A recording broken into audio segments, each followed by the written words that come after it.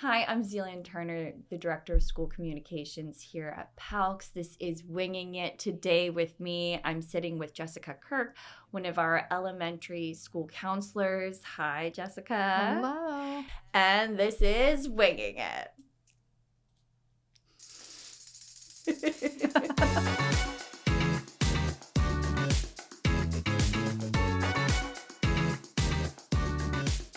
So when I was in college and I was trying to figure out, like, what am I doing with a psychology degree? Because it's very general, again. So it's like, what are your options? I saw school counseling and I was like, oh, that I would totally love to be a school counselor. I love school. I love kids. Like, I've just always had a natural, like, knack for play and connection. I was the oldest, so, like, I was also in charge. So there's a little bit of that, like, leadership part of it too. So it felt like it blended everything together. I'm like, I like to help people. I like school. How about I marry these and make it a profession? Being a child is very magical, and it's very short too. So a big part of that is remembering where their brain development is. So one of the things that I always say to myself, I even tell my kids this because I think it's helpful for them to know. I will say, your brain has a long way to go before it's developed. Like, it's nowhere near there yet. So there's going to be certain things that you're going to need an adult's help for, because my brain is, and I should know better. So I'm going to help you until your brain is fully developed. So a lot of the conversations with kids is just meeting them where they're at. And part of that is knowing developmentally where are they at. Can they reason? Are they abstract learners? Are they super concrete? Like, I'm K-2. They are concrete learners. Okay. Right? What does that mean? So they need things very black and white. They need things laid out. Abstract is when you can think about some more of those, like, intellectual conversations, asking why, digging a little deeper. And K-2 can totally do that, but they need the foundation. So you're giving them basically, like, the road for them to walk on for the rest of their life when it comes to emotional intelligence, awareness, identification, even knowing their bodies, right? That's, like, a huge component of it. So it really is like, you are not rationalizing with them in the ways that you and I would. We have to rationalize on their level. And that means understanding what's happening in their brain at that age. It's almost like you're bringing a dictionary, a thesaurus, and an almanac to every conversation. Yes. Yes. It's a lot of psychoeducation. So that's what we call it. When you're giving the information, so things evolve as they get older, where, like, your school counselors are always doing psychoeducation, but you might go into some, like, different modalities of helping them. But at the root of it is psychoeducation. Learning your body, learning all the things that you even feel in your body. I mean, think about adults who might not understand what's happening in their body, how painful that can be, how scary it can be. So for a little kid to know, like, oh, when your stomach maybe hurts, or, like, you have the butterflies, like, that's such a normal thing to happen because maybe you're feeling nervous or you're excited. And then it helps reduce some of those symptoms so it feels less palpable as they age. Or when it comes on, it doesn't feel as scary as it did without having the identification for it. Let's start at the beginning with what is social emotional learning? Yeah. And how can it help students and families? Yeah. So social emotional learning kind of goes back to that psychoeducation. It's learning about your emotions. Okay, because psychoeducation, it's not scary, but it does not sound approachable. Yes. It's not something that we use and showcase. So, like, parents and students will never hear us saying, like, so today's psychoeducation lesson will be this, right? We use social emotional learning because it's a standard that the state acknowledges as a component of learning. But it is learning about your emotions, learning about your interactions, learning about other people's emotions, right? Because that's a huge part of it, is perspective taking, how to make connections, how to get through conflict. Truly, I look at social emotional learning as life skills, right? They're not something that needs to be triaged. It's something that's universal, that all of us walking on earth will experience any of these pillars of social emotional situations. How do you even build or deliver these lessons? Yeah. So at PALCS, what we do is we have counselor lessons. Okay. Every school system, typically their counselors will go into the classroom and teach some type of curriculum, whether that's social emotional learning. It used to also be called character education. Okay. Because again, you're thinking about building your character. Do you understand what integrity means? Do you get to learn what procrastination means?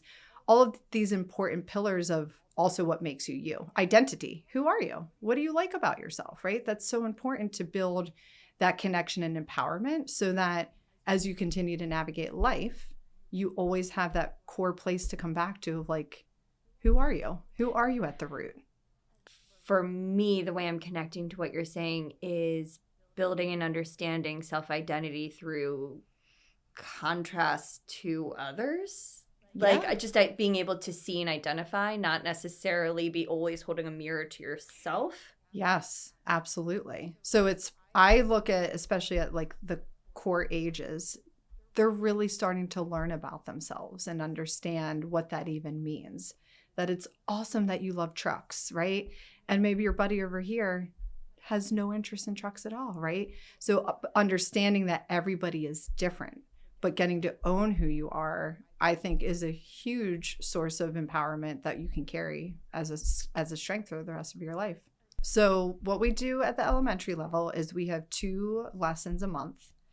And we have a social emotional component that's school-wide. So everyone has aligned social emotional learning. All the grades. All the grades. So whatever that core focus is for the month, that's what we're basing our lessons around. So this month is growth mindset.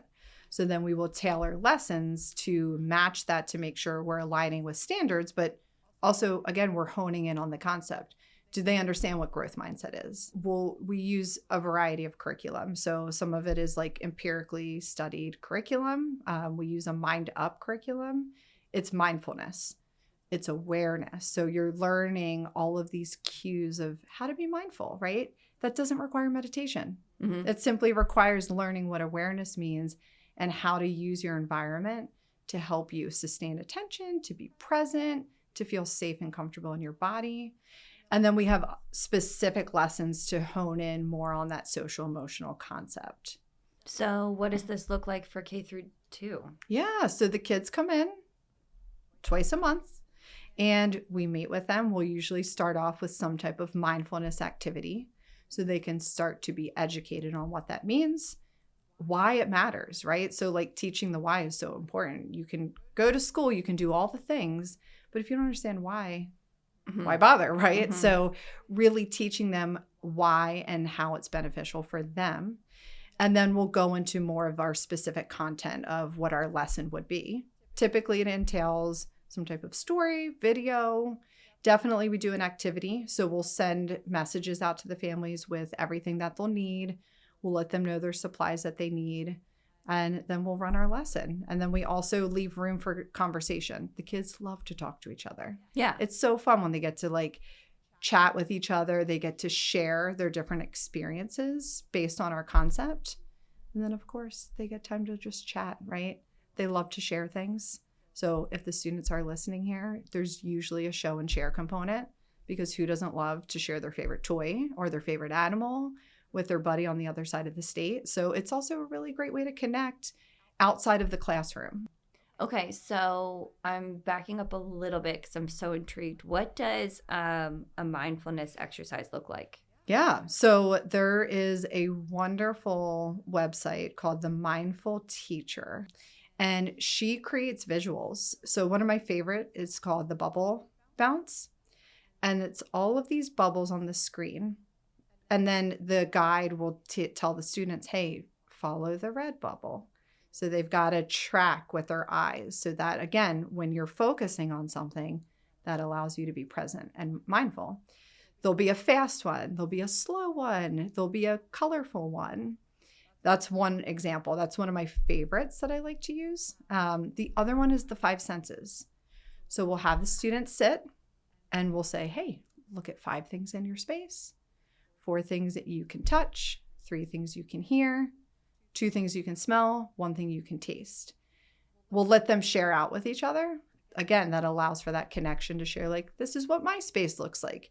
Oh, I taste Chex Mix because I just had a snack before we came in here, right? But it's letting them know, literally no matter where you go, you can use these tools. You don't have to be in front of your computer, right? You can be at the playground and use these tools. That was my next question, which is, do you feel that what you're doing is completely different or modified because you're teaching virtually as opposed to if you were in a physical space with these kids? No. So I've worked in brick and mortar schools. And yes, there's different types of connection where you're physically walking around the space, or maybe you're breaking them up into small groups. We can absolutely do breakout rooms, in the virtual setting. But for the most part, everything transfers over, right? Even in the form of books, we actually have more access to books because of YouTube. We've got lots of wonderful people who will read and imaginatively read these stories that it's actually a fun video for the kids to watch. So truly, everything transfers over.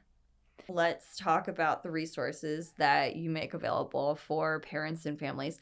What is the role of parents, caregivers, learning coaches, is what we call them here at PALCS, in supporting the social emotional development and all the work that you're doing with the kids? Yeah, I want to acknowledge that duality of roles, like you said. Parents who are here, they are parents first, but they are learning coaches. They are nurses. They are counselors, right? So parents who are doing this, it is phenomenal work. And it is a big ask, right? Like, you're at home with them. You are the primary person. So there's a lot of resources. And what I try to do is make sure that it's not overload, right? Because that can become really overwhelming to say, like, wow, there's like 20 websites I can go to.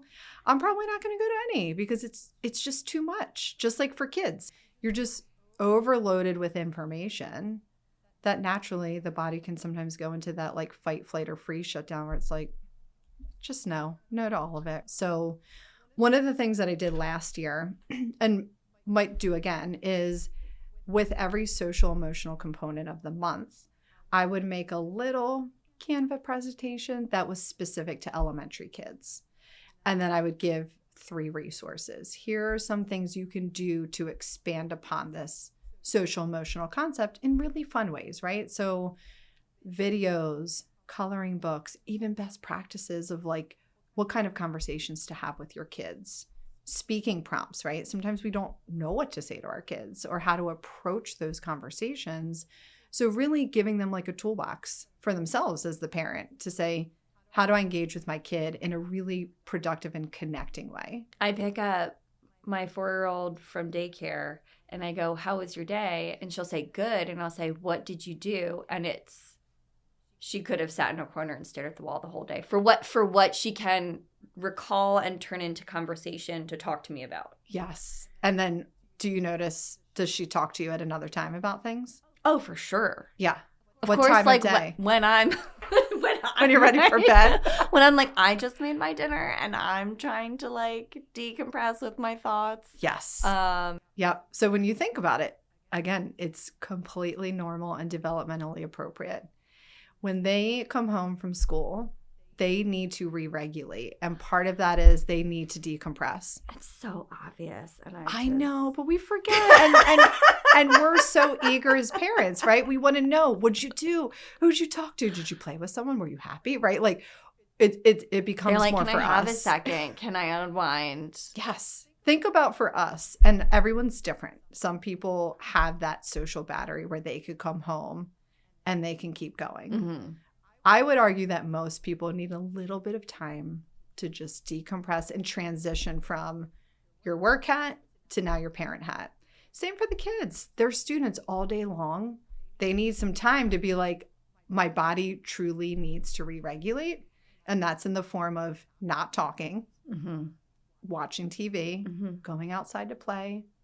And then I find it's usually around the 7 o'clock or even bedtime hour that you get the most information from your kid. And that can be frustrating because we're also tired and ready for bed. Yeah. But I always try and focus on, this is a very special time. So if my kid wants to talk to me at 8 o'clock at night, their brain's back online. They've got things they're recalling and they want to share. So when you're overloaded, overstimulated, tired, maybe you had a really bad day, right? Your body is imbalanced, and that usually means that other parts of your brain are taking over. And it doesn't mean that it's coming out in like major behavior ways. It's just like, we got to recharge. So when you hear your kids talking, I always remember like, oh, they're in their wise owl brain. Mm-hmm. So your wise owl is your prefrontal cortex. That's your thinking. That's your communication brain. That's why you start to hear all those like chit chats going on, maybe after they've eaten, played, quiet time. When it makes sense, I can regulate better. Yeah. Right? I can tolerate my own frustration to say, this developmentally is exactly what's supposed to happen. I, as the adult, have to manage my own emotions in response to this. And that's the hard work. But a great question that I read online somewhere, and I thought it was wonderful, because part of bedtime is too, you do want them to start relaxing and getting into that routine. So like an hour conversation might bring all the stimulation back up. I like to ask my kids, what was the best part of your day today? So it's not like, let's go through the whole gamut, but I want you to take the time to think about that. Because they're still figuring out storytelling. Yes, yes. Exactly. And you're like, where are we going with this story? When is it ending? Also, tying your shoe was not the highlight. It might be. It might be. You take it for what it is. Mine will usually say the highlight of their day was that they were sad all day. And I'm like, I don't know that we're understanding the question, but I'm so glad. And I hope that you're feeling better today.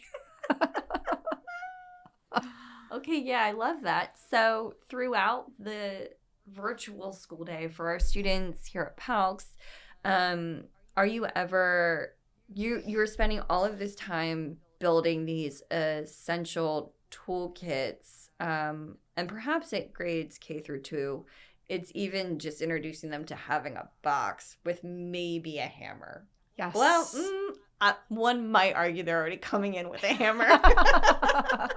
Are you ever coming in with the first aid triage kit? Absolutely. Yes. So and what does that look like? There's different levels of support. So the wonderful thing is that all students have access to their school counselors. We're a universal support. So it's like everybody's up for grabs. We're here, right? And we want to be here.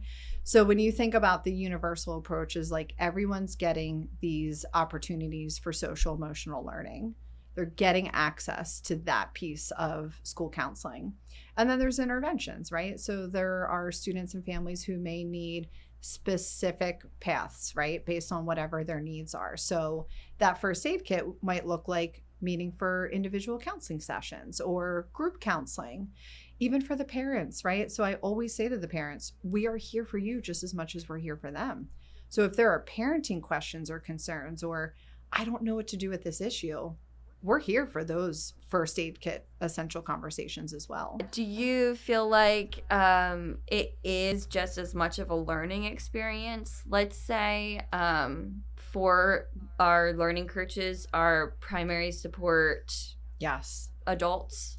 100%. One of the essential conversations that I like to have when I'm talking to a new family is validating their experience, right? Yeah. So a theme, and again, parents, if you're listening out here, please like put this in your own toolbox. If you are a new family, it takes time to get used to anything new, right? So acclimating, the turnaround time, I will even tell parents, give yourself 6 weeks. Honestly, it's not in 2 days. It's going to take time to trial and error. What works 1 week might be like, this is a disaster now. Now we're back to the drawing board. But it's just like anything we do in life. Yeah. You have to build that muscle until it's in your body. And then your body knows how to do it. So your brain doesn't have to work hard to know like, oh, at 8 o'clock we're logging in and 10 o'clock we've got the virtual lesson. But it really takes time. So that's something I always like to tell new families is like, if you are feeling like you don't know your routine yet, you're exactly where you're supposed to be. This is the conversation I'm expecting to hear from you after week 3, right? Mm-hmm. I'd even expect you at week 4 to be like, I don't know how to put this all together. So we as school counselors and academic advisors will meet with families to create individualized schedules for them. We've got templates. so they can really hone in on what works best for them. Yeah. Another part of it too is because they're home with their child, they're with them all day, every day.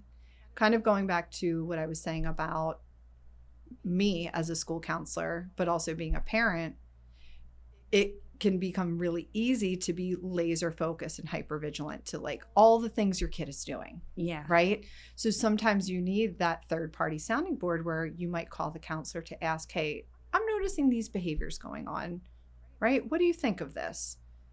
We can offer intervention, but we can also validate to say like, this would be totally expected at this age. Or we might say, you know what, based on what I'm hearing, I'm wondering if we should maybe look at the following things, right? Mm-hmm. To get additional resources so your child has the best team possible to give you the information you need for your child. Yeah, you're already just talking about, and let's just put a title on it, the one-on-one support. Mm-hmm.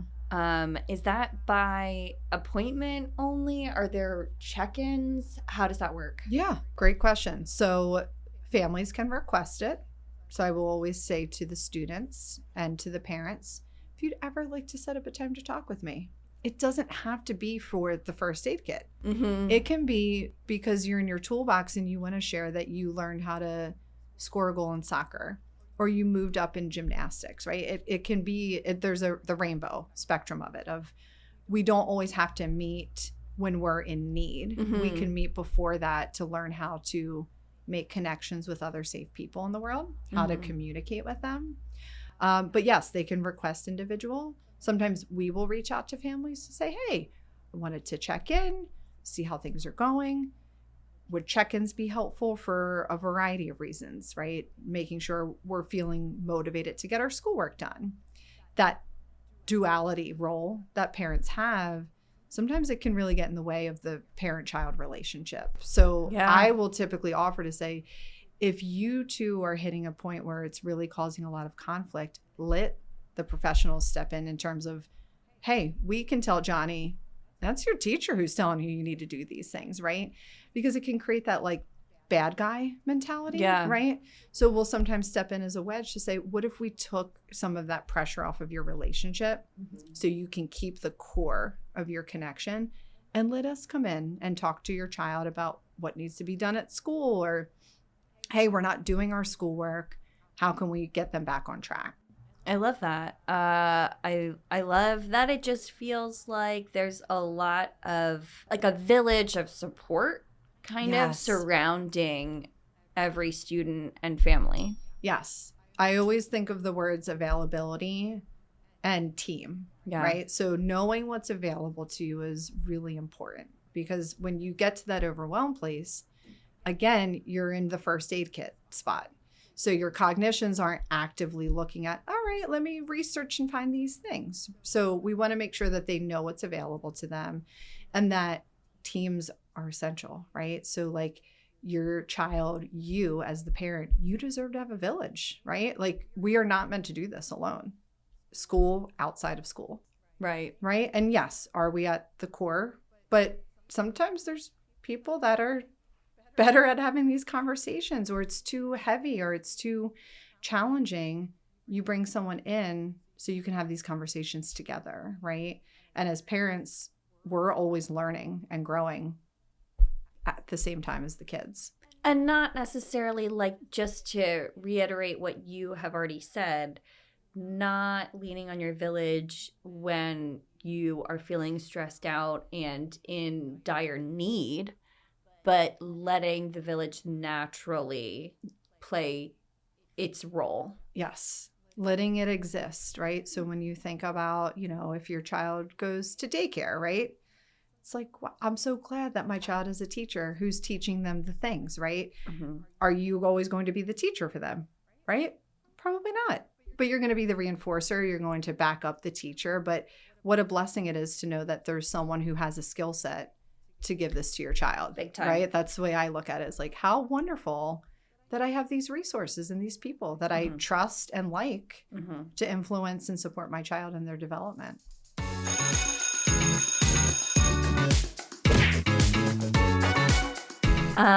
Should movies ever have sequels or just stop at one? Ooh, Always a sequel. Always, you're down for a sequel. I love a sequel. I get very attached to like a good show or the characters. So if there's an opportunity to meet them again, I really value that. Are tacos better soft or crunchy? I love crunchy. Is soup a meal or just a starter? I feel like it's a starter. Okay. I need a little more. Is cereal a soup? No. Why? It's a good question because soup can be cold as well. So you Right. can't really argue that. I feel like cereal is just its own category. It's Okay. like one of my questions that I ask students is a hot dog a sandwich Is it? or is it just a hot dog? Is it? I feel like it's still just a hot dog. Okay. Like I feel like it just exists as its own. Okay. I know. So, that's These fine. are hard questions. Is cake better than pie? No. Ooh, what flavor? So I'm not a huge cake person. It has to be ice cream cake, which again, that's not qualifying for this one. But I don't really like cake. A good pie, like pumpkin pie, apple, carrot, pecan. Like I would definitely choose pie over cake. Which is cuter, puppies or kittens? Oh, puppies. Yeah. Do you have one? I don't. Okay. I used to. Okay. What kind? He was like a corgi mix. Oh, no way! He was the sweetest thing. If there's anyone who knows me and is actually listening to this, they loved my dog like their own. Like the teacher, one of the teachers at my kid's school, when I would do kindergarten drop off for my son, I would bring him in the car. And this teacher loved my dog, Joe. Just like stop the car line. First to of all, kiss Joe is a him. great name for... Joe was just, he was a very special person. And so I gave her like a framed picture of him at the end of the year. And she has had it forever. She's always asked my kids how Joe's doing. So I do have exciting news for parents and students. A really fun initiative this year. So we have 2 lessons a month, K-2, 3-5. Every time you attend a lesson, you will be entered into a raffle to win a $10 Five Below gift card. Yay. Just for attending, being a part of it, connecting with your classmates. So we're really hoping to have our students come out to engage and learn, and then maybe get a little treat. I love Go that. shopping at Five Below.